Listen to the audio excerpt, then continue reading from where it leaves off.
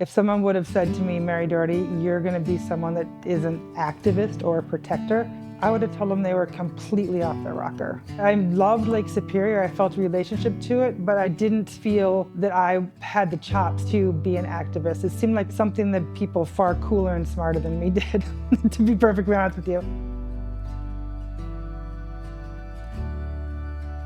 My name is Mary Dougherty, and I live in Bayfield, Wisconsin. We came up to Bayfield when our third child, Sadie, was just a baby. She was 9 months old. And this lake, it's a member of our family. It feels that intimate to me. A lot of people have relationships to Lake Superior, and that's what makes it special, is all the people that have carved out little places in their hearts for the headwaters of the Great Lakes. In 2013-14, I got a Facebook message from a friend that said, do you know that there's a hog CAFO moving into Bayfield County? And I was like, what's a hog CAFO? I didn't even know what the word meant, but it means it's concentrated animal feeding operation. The risk that CAFOs pose to Lake Superior, if there's one up here, and to other communities around the state, is that we have a situation where we have too much manure and not enough dirt to spread it on. The land and the water might look separate to us as humans, but from an ecosystem perspective, they're not. And so whatever happens in the watershed goes into the lake, and that can have negative impacts when people turn on their taps and being able to feel safe when they drink their water. The CAFO that was coming in up here, it was going to be about, call it 10 miles as the crow flies from Lake Superior. In this area, we have really dense clay soils that make it a little bit more difficult to incorporate manure, more prone to runoff. In addition to that, there was creeks right near where the spreading fields were that were going to go directly into the Fish Creek watershed and then directly into Lake Superior.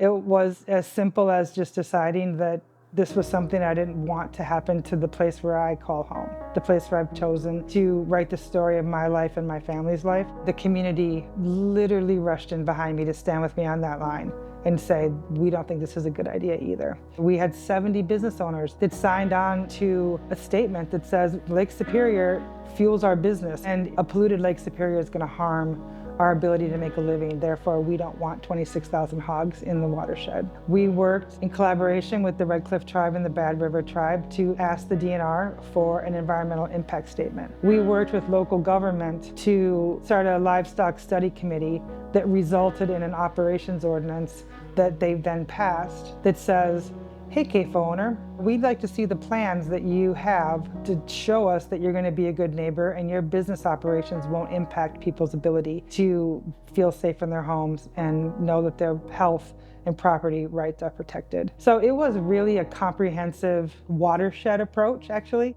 I still remember the day that the county board passed the operations ordinance because the entire room stood up and clapped. And as an elected official, I'll tell you what, there's not a lot of standing ovations when you're in the county boardroom. It was one of the proudest moments of my life.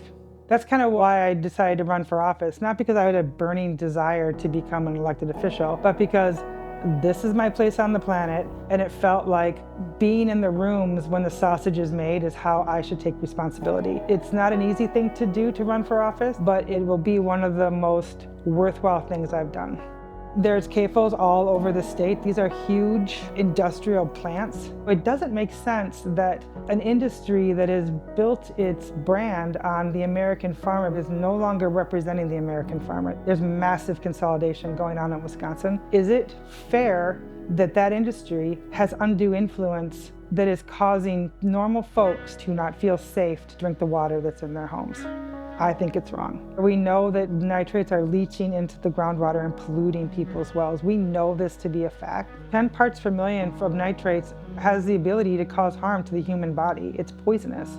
It's not something that a citizen can deal with on their own. We need support from our government to figure out what to do with this industry that is basically running roughshod in our rural spaces. Elected officials have a tremendous amount of power to make life better for people or to make life more difficult. The power of the purse is in the State House. The decisions they make in that beautiful Capitol in Madison impact every single person in the state. There are so many issues in Wisconsin related to water quality and drinking water that require funding from our elected officials in Madison. What are we going to do with all this runoff from factory farm manure, nitrates in our groundwater, lead in pipes, PFAS? We've been hearing about that for years now. It's ridiculous. We need people to test their wells. Know what's in your drinking water. Know if you have nitrate pollution, because that impacts your health. That is something you can take to the decision maker. Create relationships with the folks that are in Madison that represent you. Send an email. Put your voice on record. Tell them your story about how it feels to own a home that you've owned for 25 years and know that your well is polluted.